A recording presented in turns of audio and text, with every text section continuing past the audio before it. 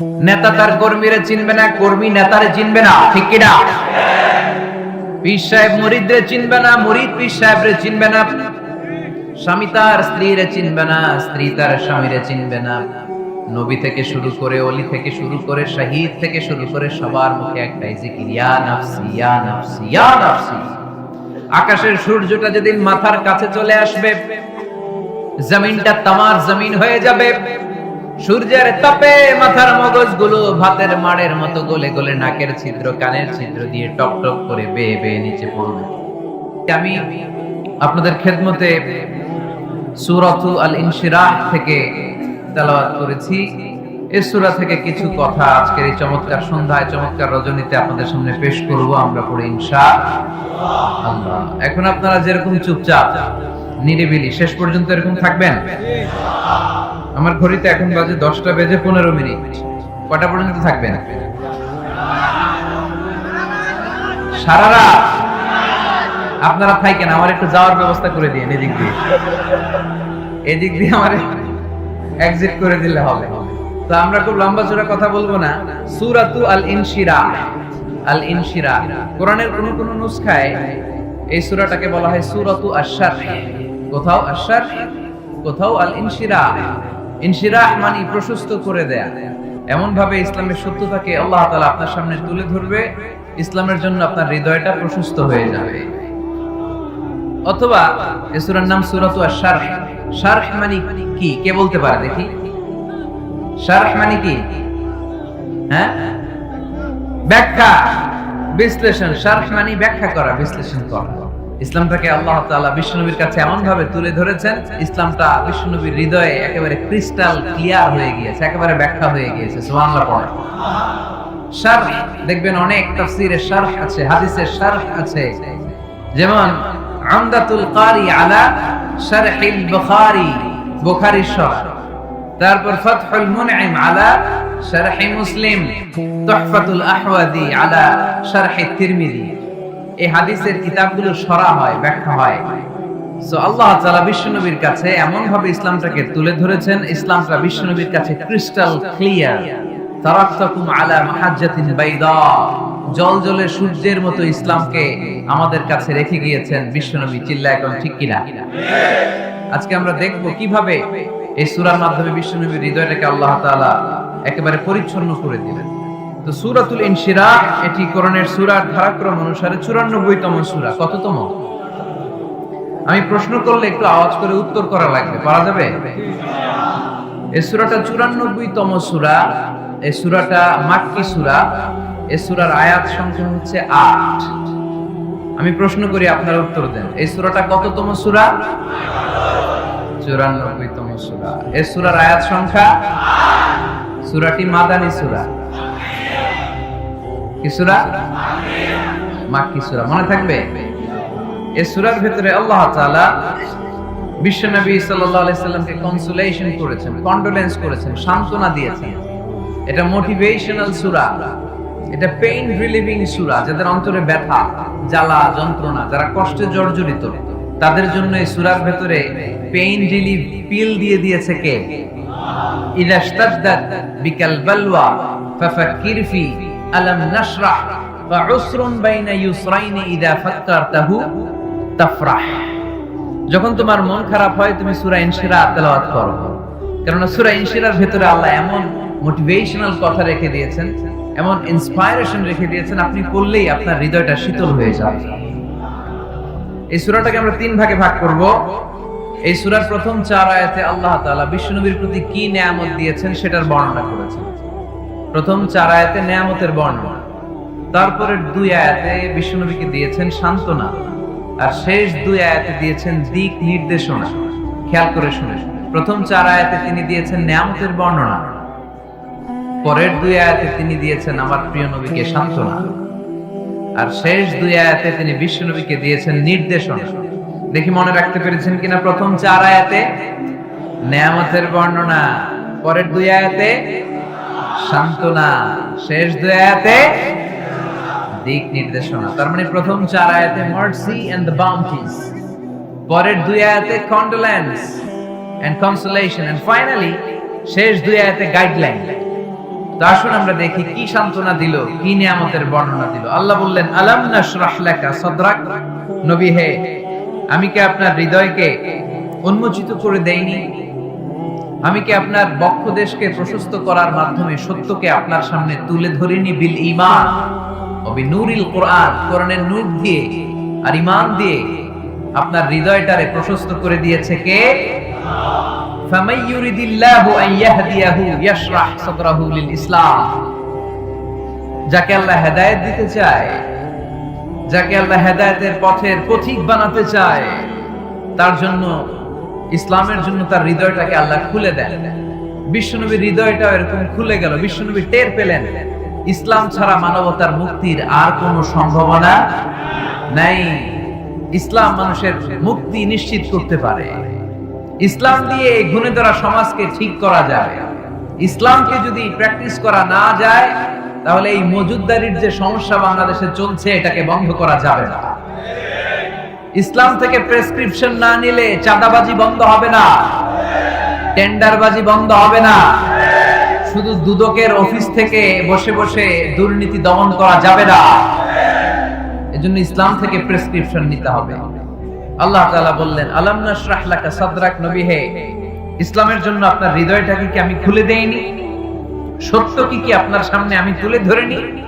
আপনাকে আমি আলাম নাজআলকা আহলাল হিম্মা, আপনার কি হিম্মতওয়ালা আমি বানাইনি? ইসলাম যখন আপনার হৃদয়ে ক্লিয়ার, আপনি বিশাল শক্তির সামনে দাঁড়িয়ে হাজার মানুষের সামনে ইসলামের পক্ষে কথা বলবেন, আপনি কাউরে ভয় পাবেন না। চিল্লায় বলেন ঠিক কিনা? এজন্য আল্লাহ বললেন, আলাম নাশরাহ লাকা সাদরাকা ওয়া ওয়াদা'না আনকা বিজরাকাল্লাযী আনকাযা যাহরাক ওয়া রাফা'না লাকা যিকরাক। সুবহানাল্লাহ। নবী, আপনার হৃদয়টাকে আমি ইসলামের জন্য প্রশস্ত করে দিয়েছি। আপনি একেবারে সুনিশ্চিতভাবে বুঝতে পেরেছেন, জানতে পেরেছেন যে মানব সমস্যার সমাধান আছে শুধু ইসলামের ভেতরে। কিসের ভেতরে? এজন্য আমাদেরকে ইসলাম মানতে হবে। কি মানতে হবে? ইসলাম মানবো কতক্ষণ দেহে প্রাণ থাকে? ইসলাম মানবো কোনখানে? সবখানে। উত্তর দেন, ইসলাম মানবো কতক্ষণ দেহে প্রাণ থাকে?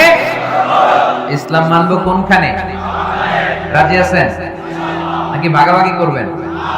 কিছু ইসলাম, কিছু মন মতো। মসজিদ, মাহফিল, মাদ্রাসা ইসলাম, আর গোটা দুনিয়াটা মন মতো। এরকম ভাগাভাগি করা যাবে না, খবরদার। ইসলাম মানবতার মুক্তির সোপান। বিশ্বনবী এটা নিশ্চিত হলেন। বিশ্বনবীর হৃদয়টারে উজালা করে দিল কে? আলাম নাশরাহ লাকা সাদরাক, হে নবী, আপনার হৃদয় কি আমি খুলে দেইনি? হৃদয় খুলে দেয়া মানে হৃদয়ের মধ্যে হিম্মত তৈরি করে দেয়া। সাইয়েদনা মুসা আলাইহিস সালাম এই দোয়াটা আল্লাহর কাছে করেছিলেন, রব্বিশরাহ লি সাদরি ওয়া ইয়াসসিরলি আমরি, আল্লাহ আমার কাজ সহজ করেন, আমার হৃদয়টারে আপনি খুলে দেন। সাইয়েদনা মুসা আলাইহিস সালাম আল্লাহর কাছে চেয়েছেন আল্লাহ যেন হৃদয় খুলে দেয়, কিন্তু আমার নবী চাওয়ার আগেই আমার নবী হৃদয়টারে খুলে দিয়েছে কে? আল্লাহ। আবার অনেক মুফাসসিরিনে ইকরাম বলেছেন এখানে শারহে সাদর দ্বারা শারহু সাদর উদ্দেশ্য, মানে সিনা চাক। আমার নবীর জীবনে পুরো জিন্দেগিতে 3 বার সিনা চাক হয়েছিল। কয়বার? সিনা চাক মানে বক্ষ বিদীর্ণ করা, ইংরেজিতে বলে ওপেন হার্ট সার্জারি। কি বলে? আপনাদের এই এলাকায় কারো হয় নাই? শুনছেন না এটা? ওপেন হার্ট সার্জারি, গলা থেকে নাভি পর্যন্ত একেবারে কেটে ফেলে। বিশ্বনবীকে এবার 3 বার এভাবে ওপেন হার্ট সার্জারি করা হয়েছে। একবার যখন বিষ্ণু ঈসা ইসলাম বনু সাদ গোত্রে ছিল তখন, দ্বিতীয়বার যখন কোরআন নাজিল হবে তার আগ দিয়ে তখন, 3 নম্বরে বিষ্ণু ঈসা ইসলামকে যখন ঊর্ধ্ব জগতের অনেক দামি দামি জিনিস দেখানো হবে ওই মেরাজ রজনীর সময়টাতে, তখন সুবহানাল্লাহ। বিষ্ণু বললেন, আমি উম্মে হানির ঘরে শুয়েছিলাম, আমাকে ছাদ 2 ভাগ করে ছাদের উপর দিয়ে নিয়ে হাতিমে কাবাতে শুইয়ে দেয়া হলো। গলা থেকে নাভি পর্যন্ত ছিঁড়ে ফেলা হলো, আমার হৃদয়টাকে বের করে জমজমের পানি দিয়ে ক্লিন করা হলো। আমার হৃদয়ে জ্ঞান, আমার হৃদয়ে ঈমান আর প্রজ্ঞা দিয়ে পরিপূর্ণ করা হলো। অনেক মুফাসসিরিনে ইকরাম বলেছেন, আলাম নাশরাহ লাকা সাদরাক মানে হচ্ছে, হে নবী, আমি কি আপনার বক্ষ বিদীর্ণ করি নাই? কেউ কেউ বলেছেন এটা দ্বারা উদ্দেশ্য হচ্ছে বিশ্বনবীর বক্ষ বিদীর্ণ করার মধ্য দিয়ে বিশ্বনবীকে আল্লাহ তাআলা ব্রড মাইন্ডেড বানিয়েছেন। সুবহানাল্লাহ পড়েন। বিশ্বনবী কি ন্যারো মাইন্ডেড ছিলেন? কি ছিলেন? জোরে বলেন, আরো জোরে। ব্রড মাইন্ডেড, উদার, আকাশের মতো বিশাল, সাগরের মতো বিশাল, পাহাড়ের মতো সুউচ্চ ছিল বিশ্বনবীর হৃদয়, ঠিক কিনা? শুধু মুমিনদের জন্য এই বিশ্বনবীর হৃদয়ে মায়া ছিল না, কাফেরদের জন্য মায়া ছিল। সুবহানাল্লাহ পড়ে। রাহমাতাল লিল আলামিন, আমার নবী কি ছিল? সবাই বলে ওমা আরসালনাকা ইল্লা রাহমাতাল লিল আলামিন। I have sent you as a mercy for the entire universe. নবী হে, আমি আপনাকে গোটা বিশ্বের সবার জন্য রহমত করে প্রেরণ করেছি। রাহমাতাল লিল আলামিন। আল্লাহ এখানে চাইলে বলতে পারতেন রাহমাতাল লিল মুসলিমিন, নবী আপনি শুধু মুসলিমদের জন্য রহমত, এটা বলছে। বলতে পারতেন রাহমাতাল লিল মুত্তাকিন, নবী আপনি শুধু মুত্তাকিদের জন্য রহমত, বলছে। চাইলে বলতে পারতেন নবী আপনি শুধু রাহমাতাল লিল মুসল্লি, যারা মসজিদে যায় মুসল্লি নামাজ পড়ে তাদের জন্য রহমত, বলেছে। কি বলছে? রাহমাতাল লিল আলামিন। I have sent you as a mercy for the entire universe. গোটা বিশ্বের জন্য আপনি রহমত। সুবহানাল্লাহ পড়ে।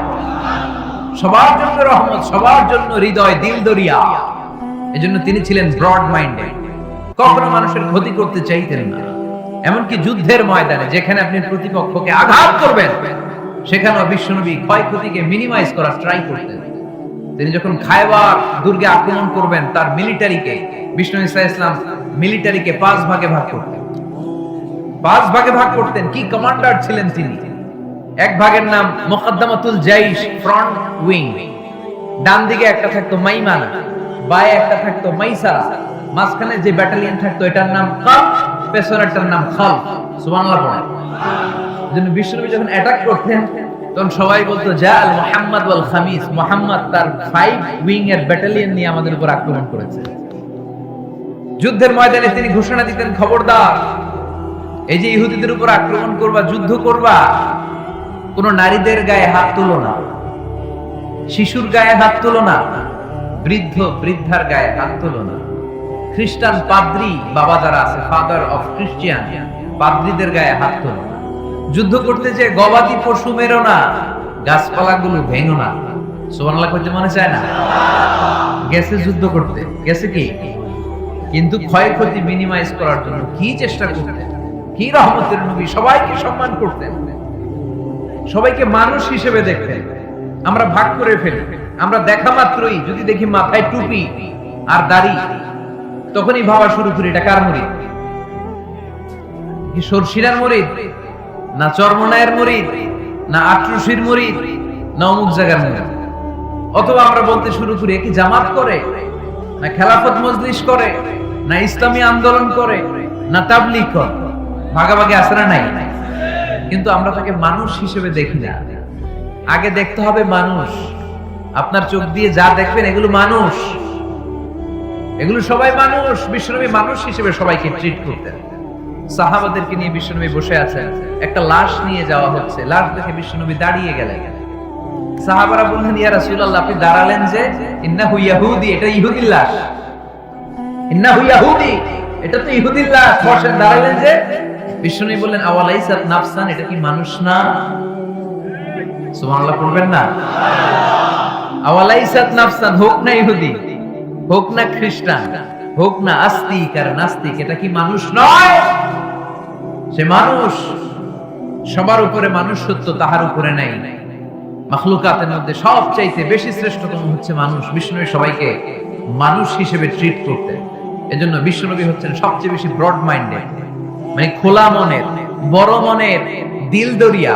ন্যারো মাইন্ডেড ছিলেন না। আমরা ন্যারো মাইন্ডেড, আমরা অল্পতে ঝগড়া বাঁধিয়ে দিই, আমরা অল্পতে অন্যকে গালমন্দ করি, আমরা অল্পতে ভাগাভাগি করি। ভাগাভাগি করবেন না, সহজ করে ইসলামকে উপস্থাপন করুন। আর দ্বীন ইউসরুন লা উসরা ফি। আমার প্রিয় ফরিদপুরের ভাইয়েরা, দিন সহজ, এটার মধ্যে কাঠিন্যতা নাই। আমরা এটারে কঠিন বানাইছি। আমি প্রায় বিভিন্ন মাহফিলে বলি যে আল্লাহ ছাড় দেয় কিন্তু মাওলানা ছাড় দেয় না। আসরা নাই? আল্লাহ ঠিকই ছেড়ে দিয়েছে। মৌলবী ছাড় দেয় না।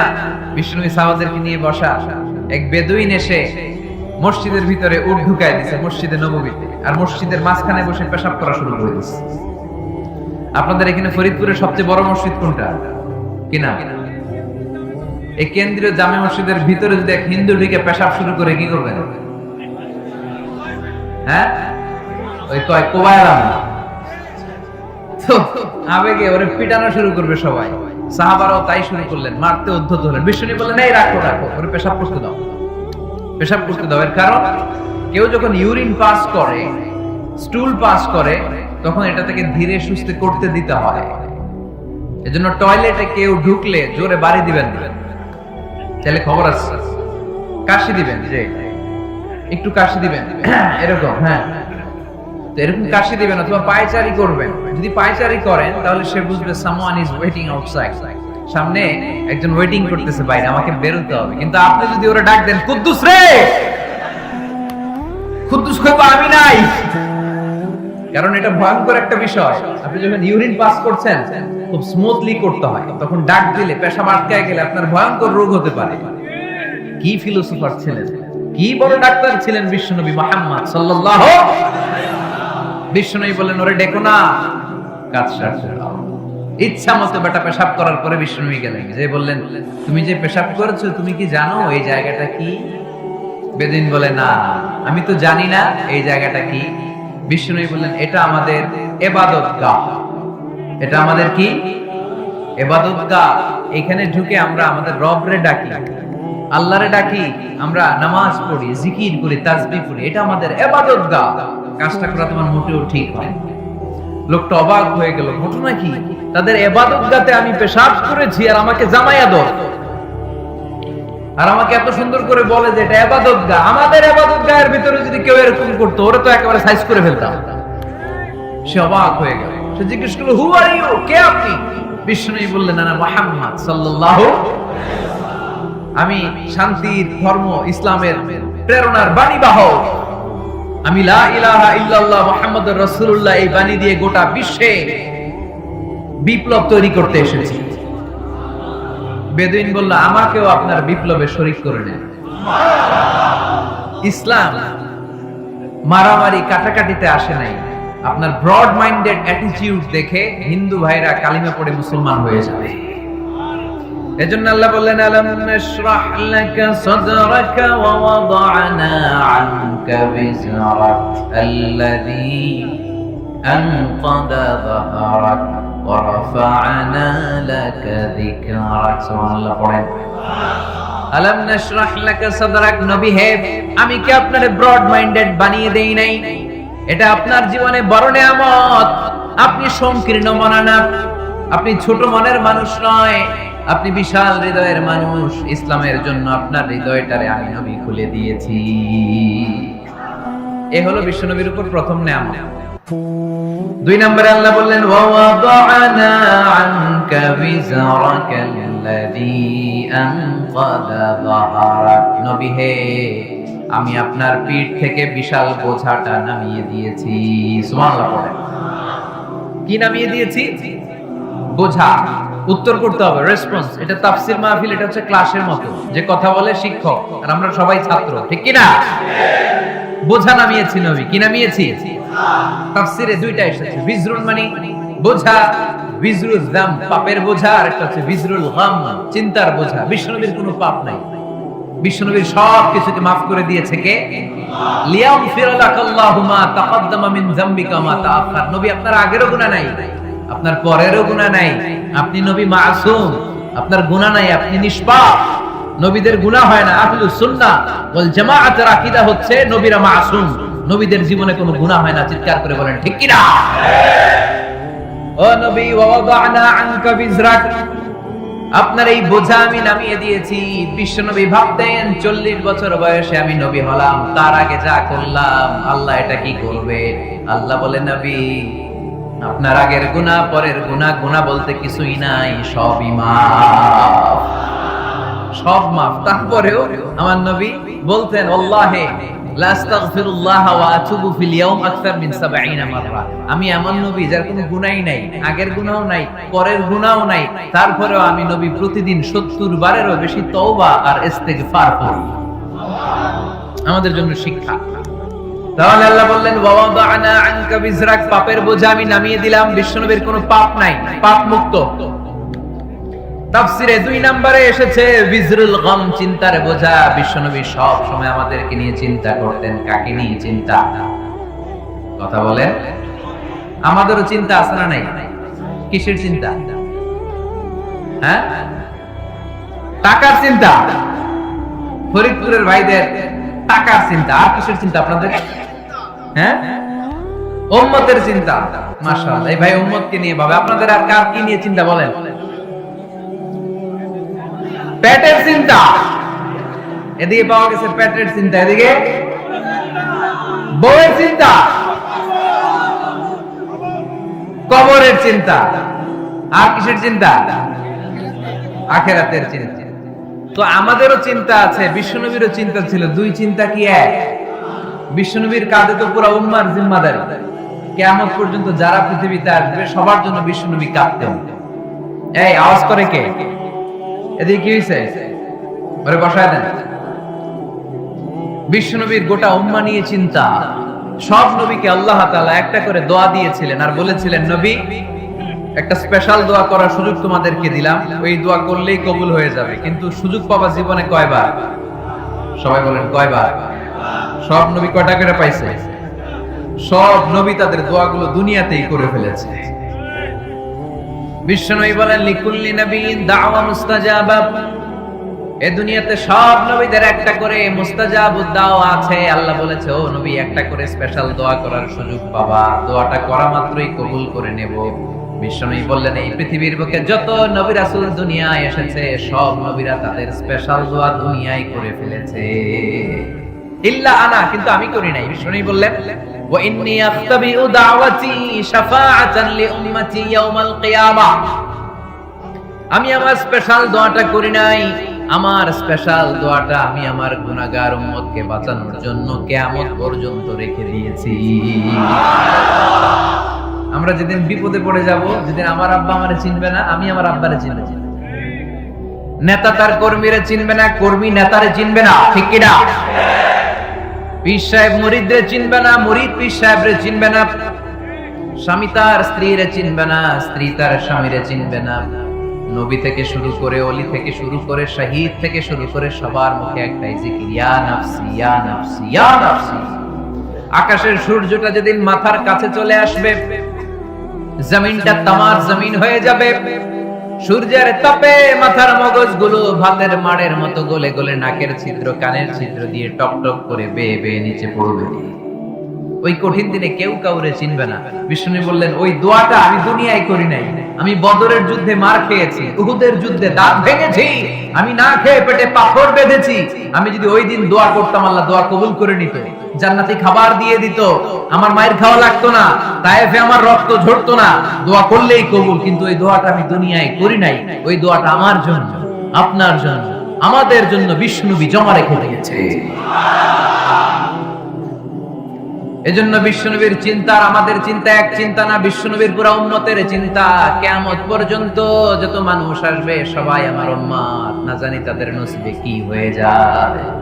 এই চিন্তার বোঝা বিশ্বনবীকে কাবু করে ফেলেছিলেন। আল্লাহ বললেন, নবী নো টেনশন, কোনো টেনশন নাই। আপনার এই চিন্তার বোঝাকে আপনার পিঠ থেকে আমি আল্লাহ নিজ দায়িত্বে সরিয়ে নিলাম। এজন্য আল্লাহ বললেন, আলাম নাশরাহ লাকা সাদরাকা ওয়া ওয়াদা'না আনকা বিজরাক আল্লাযী আনকাদা যাহরাক।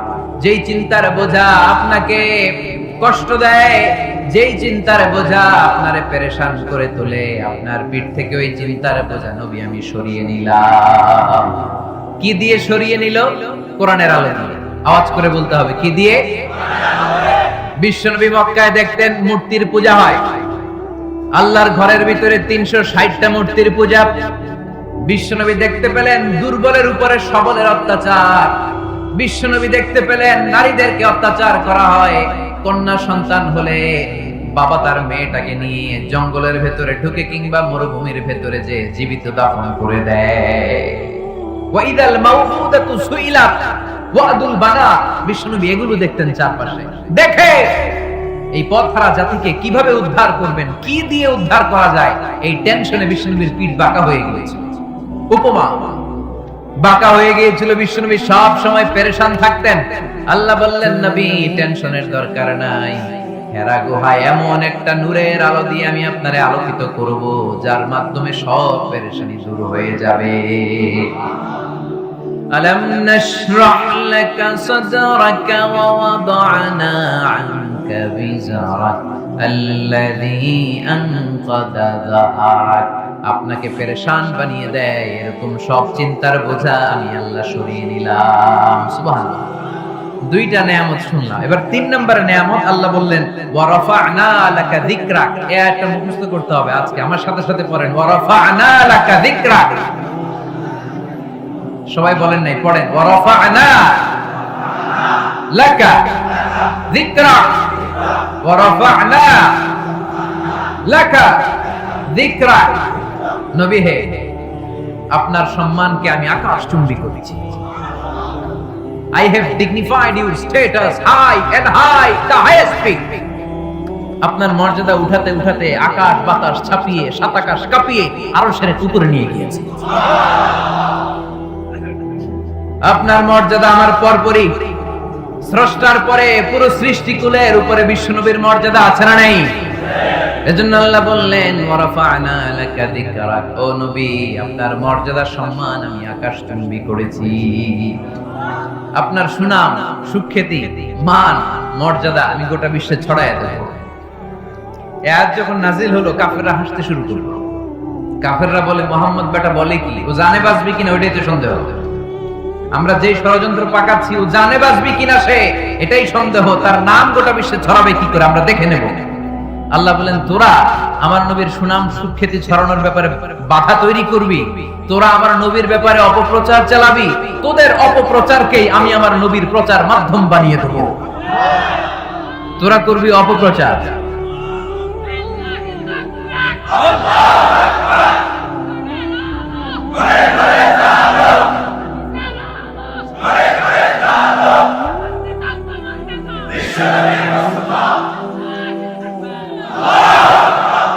তোদের অপপ্রচারকে আমি আমার নবীর জন্য প্রচার মাধ্যম বানিয়ে দেব। এরকম অনেক সময় হয় না যে কেউ কেউ অপপ্রচার করে কারো বিরুদ্ধে, এটা তার জন্য প্রচার হয়ে যায়। কেউ অপপ্রচার চালায়, আল্লাহর মেহেরবানিতে ওইটা তার পাবলিসিটি হয়ে যায়। তার আলাদা করে প্রচার বিভাগের টিম তৈরি করা লাগে না, তার বিরোধীরাই তার প্রচার বিভাগের কাজে নেমে পড়ে। বিষ্ণু বললেন তোরা, আল্লাহ বললেন তোরা আমার নবীর সুনাম সুখ্যাতিকে থামাবি, তোদের মাধ্যমে আমি বিশ্ব নবীর সুনাম সুখ্যাতি গোটা বিশ্বে বুলন্দ করে দেব। আবু জাহেল ঘোষণা দিল, খবরদার, হজের মৌসুম, হাজী সাহেবরা গোটা বিশ্ব থেকে আসবে, আমার দলের কর্মীরা তোরা যেটা করবি সেটা হচ্ছে হাজীদের কাছে যে বলবি মক্কায় নতুন এক পাগল আসছে, নতুন এক জাদুকর আসছে, নাম মুহাম্মদ। নাউজুবিল্লাহ পড়বেন না? খবরদার হাজী সাহেবেরা এই পাগলের কাছে যেও না। সব হাজীরা গোটা বিশ্ব থেকে এসে মক্কার মিনা প্রান্তরে তাঁবুর ভিতরে ঢুকেছে, আর আবু জাহেলের টিম মেম্বাররা সব তাঁবুর ভিতরে উকি মাইরা কয় খবরদার, নতুন পাগল আইছে। সবাই কয় নাম কি? কয় মুহাম্মদ। নতুন পাগল এসেছে, নাম মুহাম্মদ। নতুন জাদুকর এসেছে, তার নাম মুহাম্মদ। খবরদার, তার কাছে যেও না, তার কথা শোনো না, শুনলে তোমরাও পাগল হয়ে যাবা, তোমরাও পাগল হয়ে যাবে। সে এত বড় জাদুকর, মুহাম্মদ সাল্লাল্লাহু আলাইহি ওয়াসাল্লাম এত বড় জাদুকর, তার জাদু দেখলে, তার কথা শুনলে হাজবেন্ড ওয়াইফের মধ্যে সম্পর্ক বিচ্ছিন্ন হয়ে যাবে। সে এত বড় জাদুকর, তার কথা শুনলে বাবা আর ছেলের সম্পর্ক ছিন্ন হয়ে যায়। সে এত বড় জাদুকর, তার কথা শুনলে বন্ধু বন্ধু আলাদা হয়ে যায়। খবরদার হাজী সাহেবরা, তোমরা হজ করতে এসেছো করো, জমজমের পানি খাও আর খেজুর নিয়ে যাবা বাড়িতে, কিন্তু মুহাম্মদ সাল্লাল্লাহু আলাইহি ওয়াসাল্লামের কাছে যাওয়া যাবে না। আচ্ছা, আপনারা বুঝে শুনে উত্তর দেন। এই যে লক্ষ লক্ষ হাজী মিনার তাঁবুতে বসা, আর আবু জাহেলের লোকরা যে বলল নতুন জাদুকরের নাম মুহাম্মদ, তার কাছে যেও না, এই লক্ষ লক্ষ হাজীরা এর আগে জীবনে মুহাম্মদ সাল্লাল্লাহু আলাইহি ওয়াসাল্লামের নাম শুনছে? তার মানে মুহাম্মদ সাল্লাল্লাহু আলাইহি ওয়াসাল্লামের নাম তাদের কানে পৌঁছে দেওয়ার দায়িত্ব আবু জাহেল নিজেই নিয়ে নিয়েছে। চিল্লায় কোন ঠিক কি না? অপপ্রচার প্রচার হয়ে গিয়েছে, আর সবাই মনে মনে ভাবে কয় কি এত বড় জাদুকর, হজ করি আর না করি এর না দেখা যাওয়া যাবে। হজ তাড়াতাড়ি কোন রকম সাইরা এই জাদুকরের কাছে আগে যাব, দেখি কেমন জাদু দেখায়, দেখি কত বড় ম্যাজিশিয়ান, দেখি তো কত বড় পাগলের। কারণ আল ইনসানু হারিসুন আলা মা মুনিআ, মানুষকে যেটা নিষেধ করা হয় বেশি মানুষ এটা করতে চায়। যদি বলি ওদিকে যাবি না, ওর বাপের কিরা ওদিকে যাবে না, ঠিক কি না? এটা আমাদের স্বভাব, আমাদের খাসলা, আমাদের বৈশিষ্ট্য। যেটা আমাদেরকে নিষেধ করা হয় বেশি ওটা করতে মন চায়।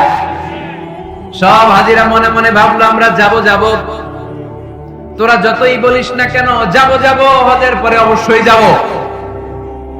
দেখা গেল হজের পরে বিশ্বনবী মুহাম্মদুর রাসূলুল্লাহ সাল্লাল্লাহু আলাইহি ওয়াসাল্লামের বাড়ির সামনে বিশাল বড় গ্যাদারিং শুরু হয়েছে। সবাই লাইন ধরে দেখা করতে গেছে। দেখা করতে যে বিশ্বনবীর চেহারা দেখে প্রথম নজরই সব পাগল।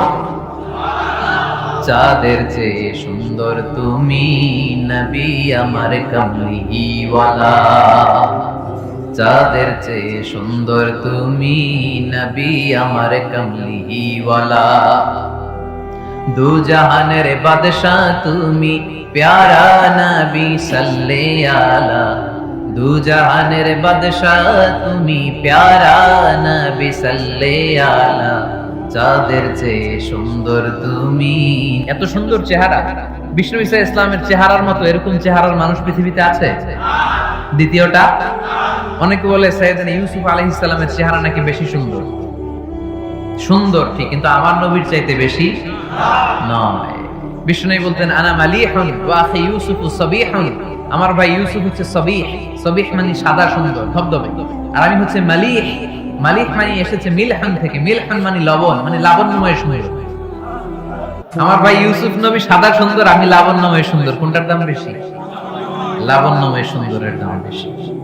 সাইয়েদনা ইউসুফ আলাইহিস সালামের চেহারা দেখে মিশরের মেয়েরা লেবু কাটতে যে বা কমলা কাটতে যে, আনার কাটতে, কমলা কাটতে যে আঙ্গুল কেটে ফেলেছিল। কোরআন তার সাক্ষী। ওয়া কাত্তা'না আইদিয়াহুম, আম্মা জান আয়েশা রাদিয়াল্লাহু তাআলা আনহা যখন এই ঘটনা শুনেছেন, তিনি মিশরের মেয়েদেরকে ডাক দিয়ে বলেছেন, ও মিশরের মেয়েরা, তোমরা ইউসুফ নবীর সৌন্দর্য দেখে লেবু কাটতে যে আঙ্গুল কেটেছো, আমার স্বামী প্যারা নবী মুহাম্মদ রাসূলুল্লাহর চেহারা যদি তোমরা দেখতা, তাহলে লেবু কাটতে যে আঙ্গুল নয়, কলিজাটা কেটে টুকরা টুকরা করে দিতা।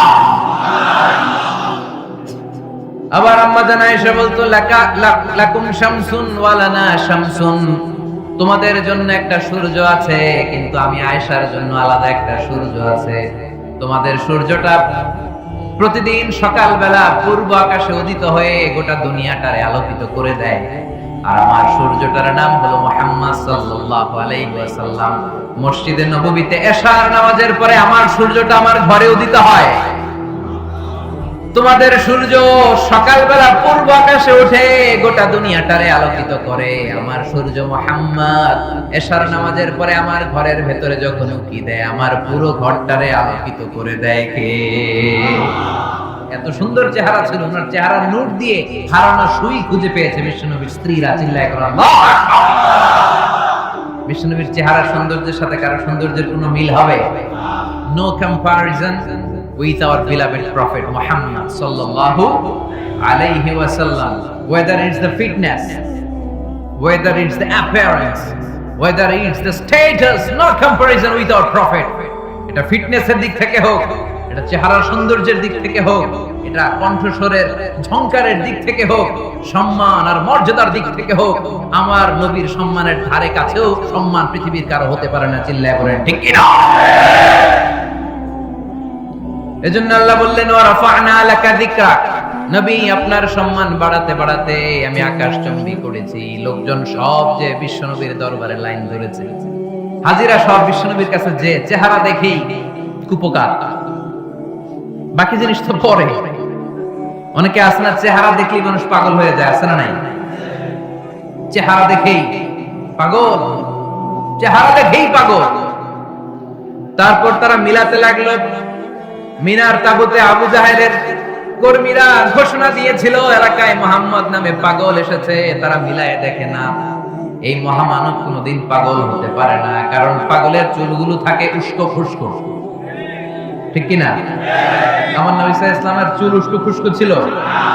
কত সুন্দর চুল আঁচড়ে রাখতেন, জাইতুনের তেল দিতেন, আতর ঢেলে মাথার শীতের মধ্যে ঢেলে দিতেন, কপাল বেয়ে বেয়ে পড়তো, আর যেখানে সেজদা দিতেন সেজদার জায়গা আতরের ঘ্রাণে আমোদ হয়ে যেত। হাতের তালুতে পারফিউম মাখতেন, আর মানুষের সাথে মুসাফা করলে যার সাথে মুসাফা তার হাতের সাথে নবীর ব্যবহৃত পারফিউমের ঘ্রাণ ছুটে যেত। এত পরিচ্ছন্ন ছিলেন তারা। বিশ্ব নবীর চেহারার সাথে আবু জাহেলের বক্তব্যের মিল খুঁজে পায় না। তারা বলে না, এই লোক কখনো পাগল হতে পারে না। পাগলের চুল থাকে উস্কো খুস্কো, জামা থাকে ছিঁড়া ফাড়া, গায়ের মধ্যে থাকে ময়লা।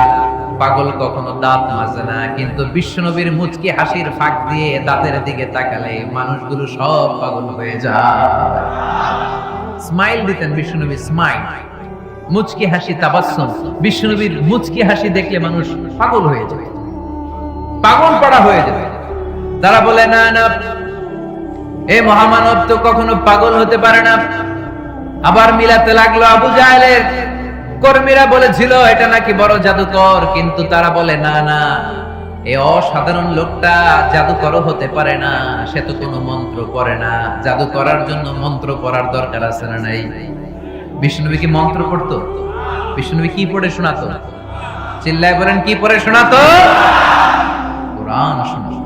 এত সুন্দর কণ্ঠ ছিল বিষ্ণুনবী, পাগল হয়ে যেত মানুষ শুনতে শুনতে, পাগল পড়া হয়ে যেত, বিমুগ্ধ হয়ে যেত। তারা সবাই বলতে আরম্ভ করলো, আবু জাহেল তুমি মিথ্যাবাদী, তবে তোমাকে ধন্যবাদ এরকম একটা মানুষের সাথে পরিচয় করিয়ে দেওয়ার জন্য। সুবহানাল্লাহ কইলেন না? আমরা মেনে নিতে পারলাম না সে পাগল নয়, জাদুকর নয়, সে হলো এই জামানার পয়গম্বর। আমরা পড়ে নিলাম লা ইলাহা ইল্লাল্লাহু মুহাম্মাদুর রাসূলুল্লাহ সাল্লাল্লাহু আলাইহি ওয়াসাল্লাম। ওয়া রাফা'না লাকা যিকরাক। নবী হে, এইভাবে আমি আপনার সম্মানকে বাড়িয়েছি। হাইসুমা যুকিরতু যুকিরতা মাই। নবী যেখানে আমার নাম নেওয়া হবে, আমার পর পর আপনার নামও নেওয়া হবে। পড়েন সুবহানাল্লাহ। যেখানে আমার আল্লাহর নাম, তারপরে আমার নবীর নাম আছে না নাই? কালিমার ভেতরে লা ইলাহা ইল্লাল্লাহ আমার আল্লাহর নাম শোভা পায়, তারপরে মুহাম্মাদুর রাসূলুল্লাহ দ্বিতীয় বাক্যে আমার নবীর সুন্দর নামটা আছে না নাই? কালেমার মধ্যে প্রথমে আল্লাহর নাম, তারপরে নবীর নাম। হাইসুমা যুকিরতু যুকিরতা মাই। নবী কিভাবে আপনার মর্যাদা আমি বাড়াবো জানেন? যেখানে আমি ওইখানে আপনি, যেখানে আমার নাম নেওয়া হবে তারপরেই সৃষ্টিকুলের মধ্যে থেকে শুধু আপনার নাম নেওয়া হবে। সুবহানাল্লাহ পড়েন। আপনার উম্মতেরা গোটা বিশ্বে সালাত আদায়ের জন্য আযান দিবে। আযানের প্রথম 4 বাক্যে আমি আল্লাহর বড়ত্ব, আল্লাহু আকবার। তারপরের 2 বাক্যে আমি ছাড়া কোনো ইলাহা নাই, এটার সাক্ষ্য দেয়া হবে। তারপরের 2 বাক্যে সবাই সাক্ষ্য দিতে বাধ্য, আপনি ছাড়া দুনিয়ায় আর কোনো শেষ রাসূল নাই। তার মানে আযানের মধ্যেও আমার আল্লাহর নামের পরে আমার নবীর নাম আছে না নাই?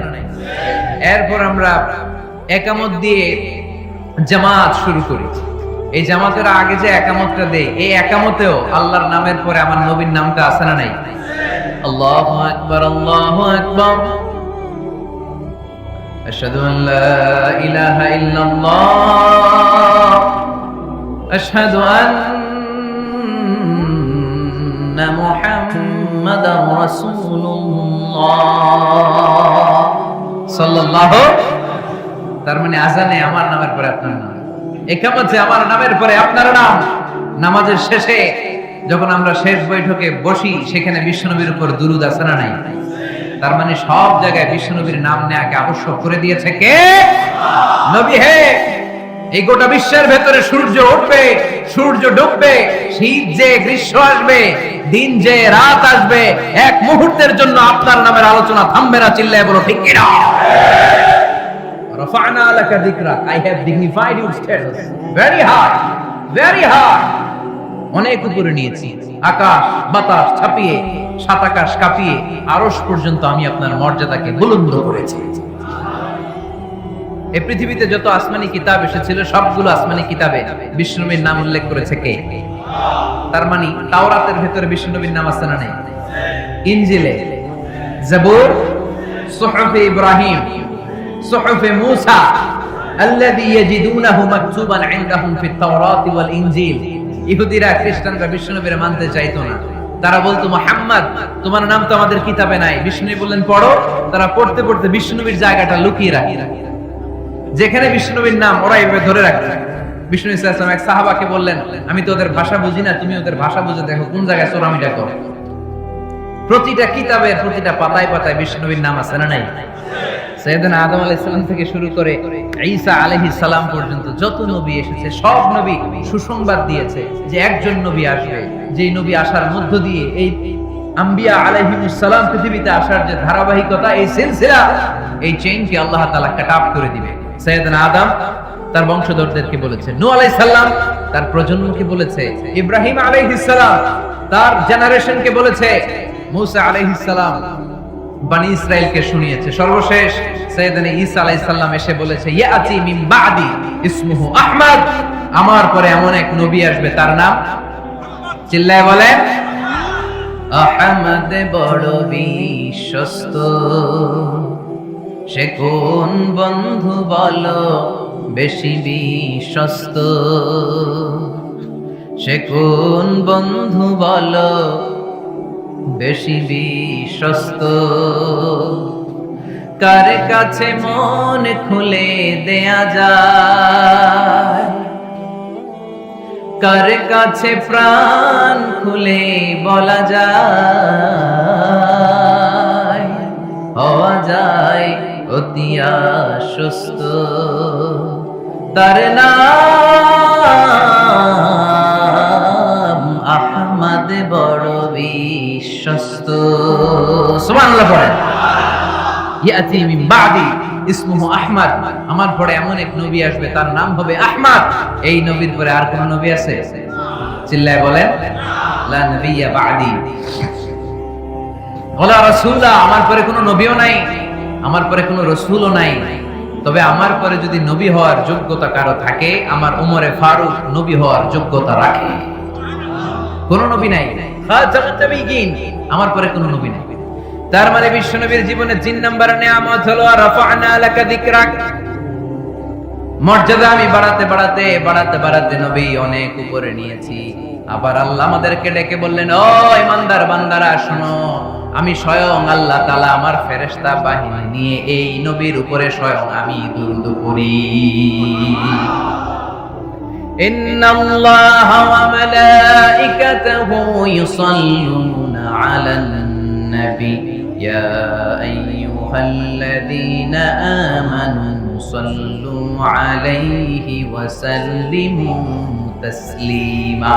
পড়েন, আল্লাহুম্মা সাল্লি আলা মুহাম্মদ وعلى آل محمد كما صليت على إبراهيم وعلى آل إبراهيم إنك حميد مجيد. اللهم بارك على محمد وعلى آل محمد كما باركت على إبراهيم وعلى آل إبراهيم إنك حميد مجيد. চিৎকার করে পড়েন সুবহানাল্লাহ। এমন নবী যে নবীর উপর আল্লাহ নিজেই দরুদ পড়ে, ফেরেশতারা পড়ে, এজন্য আমাদের পড়ার দরকার আছে না নাই? আবার আল্লাহ বললেন, নবী আপনি এমন নবী যেই নবীকে আমি হাউজে কাউসার দিয়েছি, লক্ষ লক্ষ নবীদের কাউরে কিয়ামতের দিন আমি হাউজে কাউসারের মালিক বানাবো না, শুধুমাত্র কেবলমাত্র একমাত্র আপনি ছাড়া। ইন্না أعطيناك الكوثر فصل لربك وانحر إن شانئك هو الأبتر. سبحان الله. এই হাউজে কাউসারের পানি খেতে চান, পান করতে চান? বিশ্ব নবী না দিলে খাইতে পারবো আমরা? হাউজে কাউসার পান করতে চান কারা? হাত তুলে দেখা।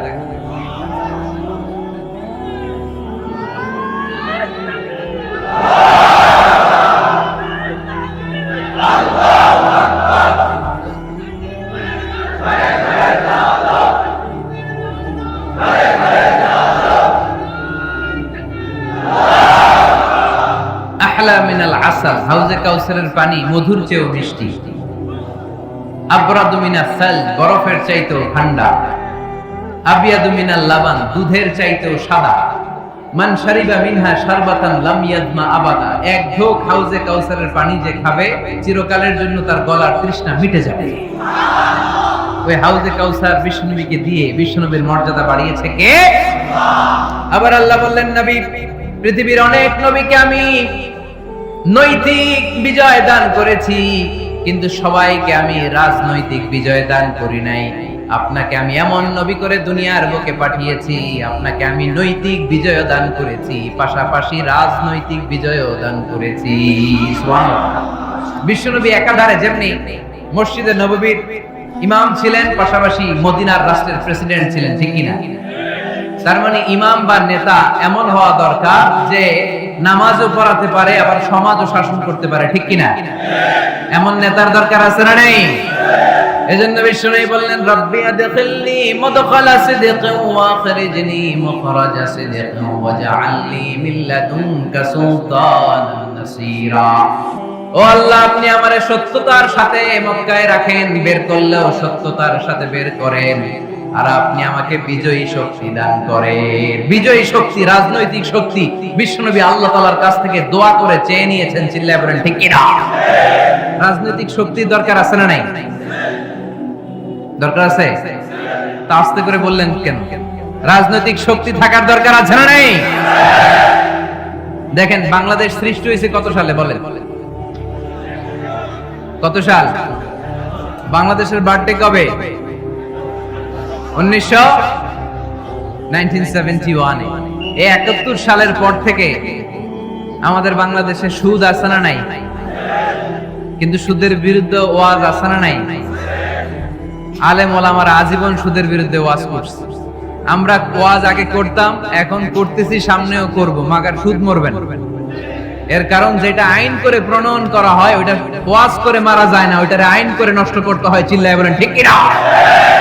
আমি সারা জীবন সুদের বিরুদ্ধে ওয়াজ করলে সুদ যাবে না, কিন্তু দেশনেত্রী মাননীয় প্রধানমন্ত্রী যদি কালকে ঘোষণা দেয় বাংলাদেশের কোন ব্যাংকে ব্যাংকিং ফিনান্সিয়াল ট্রানজাকশনে কোনো সুদ চলবে না, তার পরের দিন থেকে বাংলাদেশে কোনো সুদ থাকবে না। চিল্লায় বলেন ঠিক কিনা?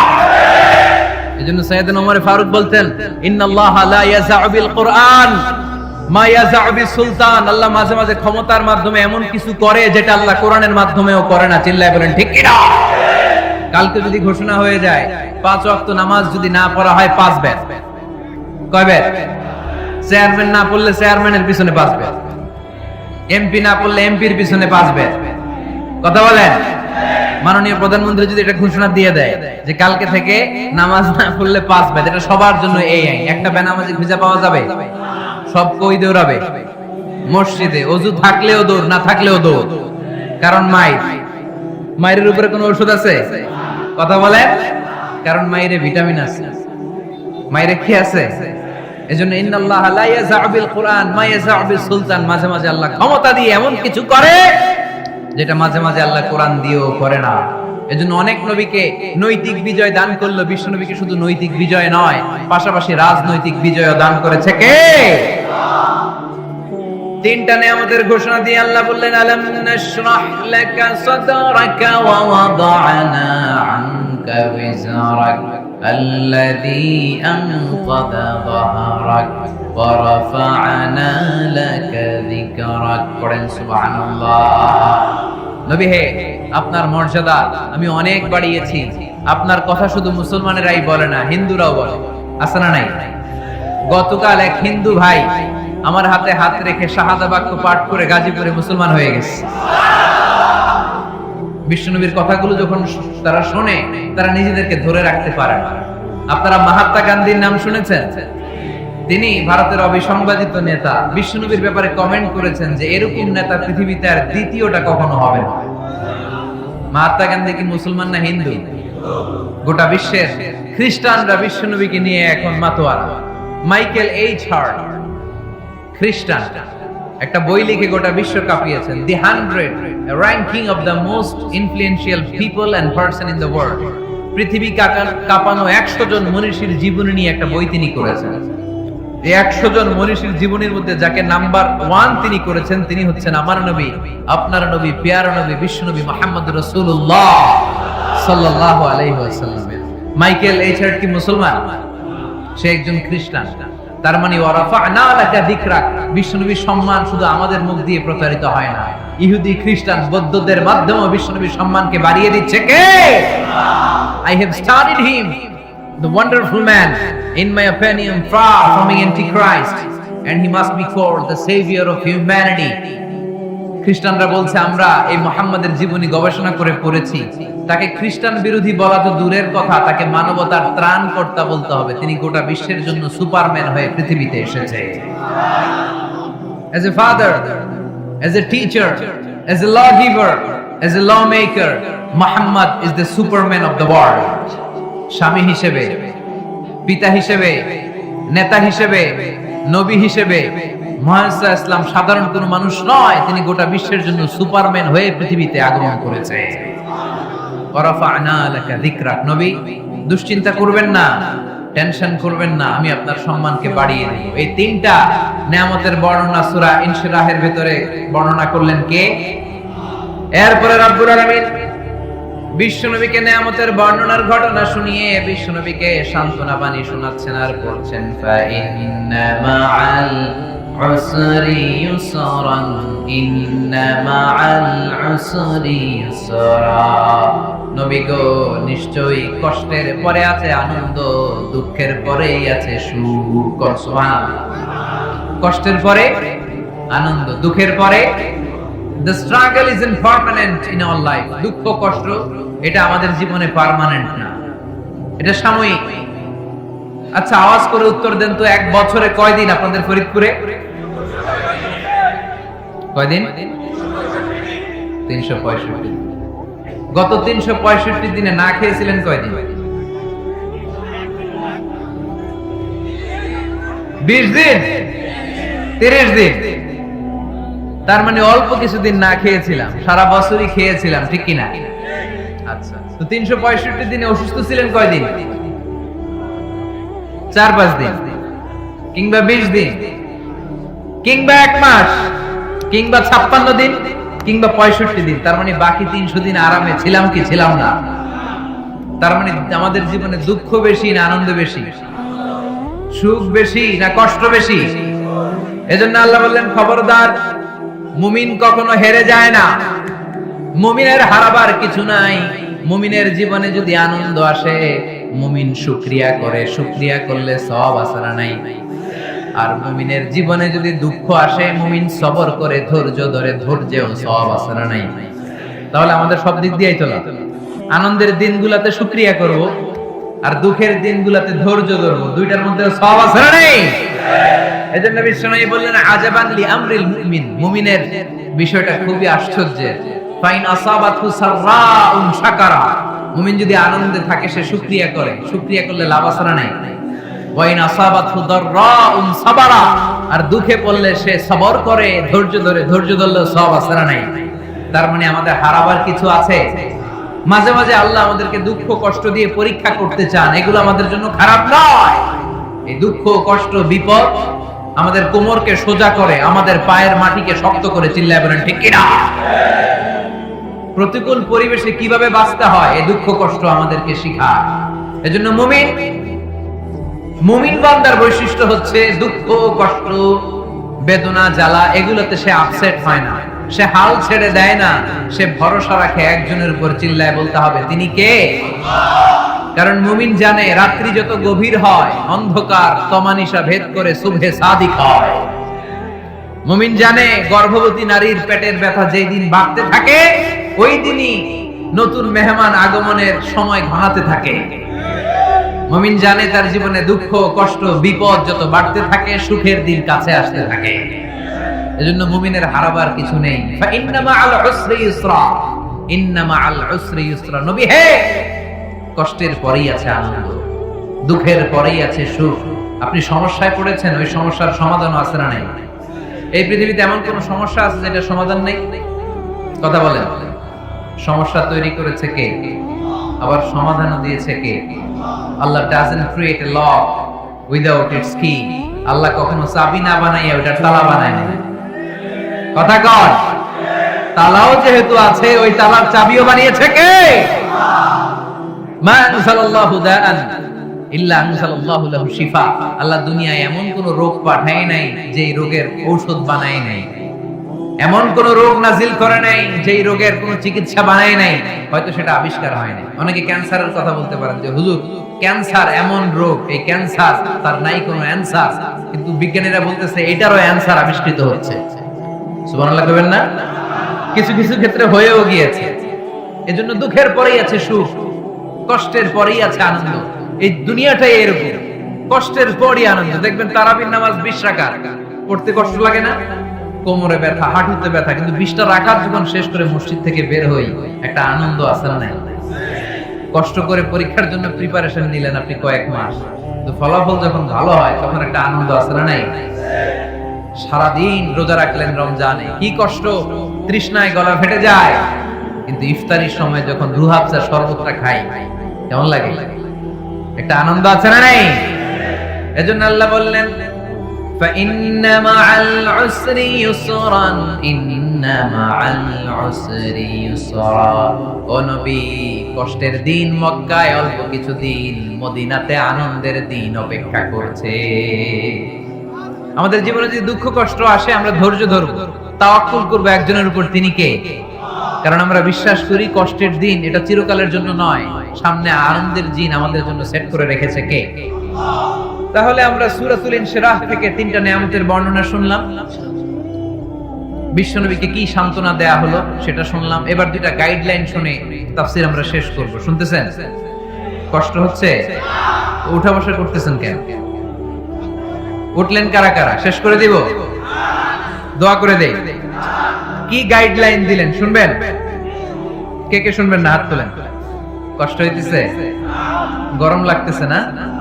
আমিও ঘামতেছি আপনাদের সাথে সাথে। অনেক গ্যাদারিং হয়ে গেছে, আসেন আল্লাহর নামে 3টা তাকবীর দেই, তারপর কোন 2টা গাইডলাইন তিনি বিশ্বনবীকে দিলেন ওই নির্দেশনা বাণীটুকু শুনে আজকে আমরা বিদায় নিব। আওয়াজ করে পড়তে হবে লিল্লাহি তাকবীর, লিল্লাহি তাকবীর, লিল্লাহি তাকবীর। গাইডলাইন নাম্বার 1, ফাইদা ফারাগতা ফানসাব। নবী আপনি যখন অবসর হন আপনি ইবাদতে মশগুল হন। ফানসাব ফিল ইবাদা, তাফসীর ইবনে কাসিরে এসেছে আপনি ইবাদতে মশগুল হন যখন আপনি অবসর পান। অবসর আল্লাহর দেয়া বড় নিয়ামত, এটা বিশ্বাস করেন? অবসর কিন্তু নিয়ামত। আমরা অনেকেই অবসর সময়কে কাজে লাগাই না, কিন্তু অবসর চলে যাওয়ার পরে যখন ব্যস্ত হয়ে পড়ি তখন বলি হায় রে, অবসরটা যদি কাজে লাগাইতাম। পরীক্ষার পরে 3 মাস ছুটি ছিল, এই 3 মাস অবসরে যদি পড়তাম তাইলে তো আজকে ভার্সিটিতে চান্স পেয়ে যেতাম, ঠিক কি না? এজন্য বিশ্বনবীর আল্লাহ বললেন নবী فَإِذَا فَرَغْتَ فَانصَبْ وَإِلَى رَبِّكَ فَارْغَب। মাদানী জীবনে, মাক্কি জীবনে, দাওয়াতি কার্যক্রমের পরে, রাষ্ট্রীয় কার্যক্রমের পরে যখনই আপনি অবসর পাবেন তখনই আপনি ইবাদত করেন, তখনই বেশি বেশি আল্লাহর কাছে দোয়া করে। দোয়াটা খুব শক্তিশালী, কিন্তু আমরা অনেকে জানি না কি করে দোয়া করতে হয়। সিনসিয়ার দোয়া ইজ লাইক এ মিসাইল।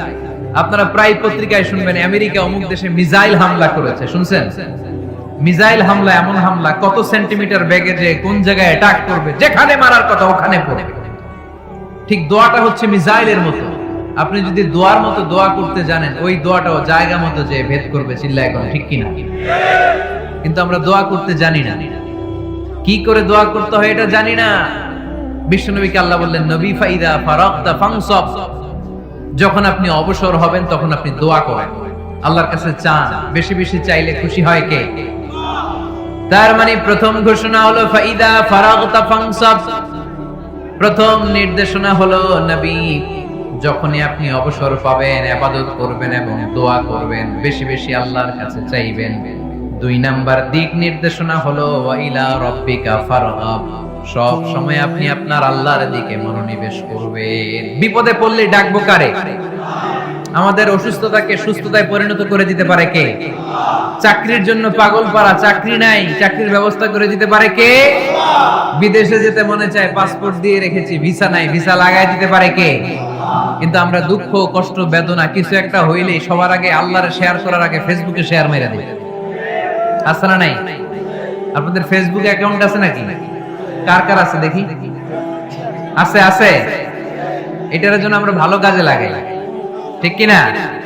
আপনি চাইলেই এমন ভাবে ফেসবুক ফ্রেন্ড লিস্ট করতে পারেন যারা ভালো ভালো জিনিস শেয়ার করে। যারা মোটিভেশনাল জিনিস শেয়ার করে, ইসলামের পক্ষে কথা বলে, আপনার এক একটা শেয়ারে অনেকের জীবন বেঁচে যেতে পারে, ঠিক কিনা? একজন মুমূর্ষ রোগীকে বাঁচাতে রক্তের প্রয়োজন, রক্তের গ্রুপ এ পজিটিভ। যারা রক্ত দান করতে আগ্রহী তারা এই নম্বরে যোগাযোগ করুন। ফেসবুকে মাঝে মাঝে এরকম নিউজ আসে না নাই? আপনি just you put down in share, শেয়ারের মধ্যে একটা পুট করে দিলেন, একটু শেয়ার মেরে দিলেন, ছড়িয়ে পড়লো হাজার হাজার ফেসবুক ফ্রেন্ডদের কাছে।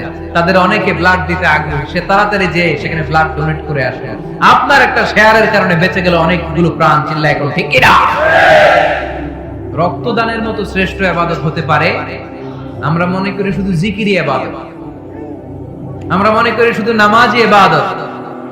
রক্তদান, এক ব্যাগ রক্ত থেকে অনেক মানুষকে বাঁচানো যায়। এর মধ্যে আছে হিমোগ্লোবিন, এর মধ্যে আছে প্লাটিলেট, আছে প্লাজমা। রক্তে একটা উপাদান আছে প্লাজমা, নাম শুনছেন? আগুনে পোড়া রোগীকে বাঁচাতে এই প্লাজমা লাগে। হসপিটালের বার্ন ইউনিটে যেয়ে দেখবেন মানুষ কিভাবে চিল্লায়। নুসরাত নামে একটা মেয়ে মারা গেল না? এক বদমাইশের কবলে পড়ে মারা গেল না? তাকে আগুন জ্বালিয়ে দেওয়া হয়েছিল তার গায়ে, তার প্লাজমা গুলো জ্বলে গিয়েছিল। প্লাজমা আলাদা করা হবে, প্লেটলেটস আলাদা করা হবে, হিমোগ্লোবিন আলাদা করা হবে, শ্বেতকণিকা, লোহিত কণিকা আলাদা করে অনেকগুলো মানুষ বেঁচে যাবে। এজন্য ফেসবুক থাকাটা দোষের কিছু না, তবে ভালো কাজে আমরা ব্যবহার করব, ঠিক কিনা? আপনার ফেসবুক শেয়ারিং আপনার জান্নাতি বানাতে পারে, আর আপনার ফেসবুক শেয়ারিং আপনার জাহান্নামের লাকড়ি বানাতে পারে। চিল্লায় বলেন ঠিক কিনা? So the decision is yours. সিদ্ধান্ত আপনাকে নিতে হবে, আপনি কিভাবে করবেন। যে কোনো বিপদে ওয়া ইলা রাব্বিকা ফারগাব, কোন দিকে মনোনিবেশ না করে কার দিকে মনোনিবেশ করব? যে কোনো বিপদ আপদ ফেসবুকে শেয়ার করার আগে শেয়ার করব কার কাছে? আমাদের যার যা লাগে আল্লাহ সবও যদি দিয়ে দেয়, আল্লাহর ধনভাণ্ডারের 1 ইঞ্চিও কমবে? হাদিসে কুদসিতে আল্লাহ বললেন, লাউ আন্না আউওয়ালাকুম ওয়া আখিরাকুম ওয়া ইনসাকুম ওয়া জিন্নাকুম, পৃথিবীর সব জিন, পৃথিবীর সব মানুষ বিশাল মরুভূমিতে দাঁড়িয়ে যদি আমার কাছে চাইতে শুরু করে, আল্লাহ এটা দাও, ওটা দাও, ওটা দাও, আমি আল্লাহ তোমাদের সব চাহিদাও যদি মিটিয়ে দেই, আমি আল্লাহর ধনভাণ্ডারের 1 ইঞ্চিও কমবে না। এজন্য চাইবো কার কাছে? বিপদে আপদে ভরসা করব কার কাছে? আর অবসরগুলোকে কাজে লাগানোর দরকার আছে না নাই? স্বাবলম্বী হওয়ার চেষ্টা করার দরকার আছে না নাই?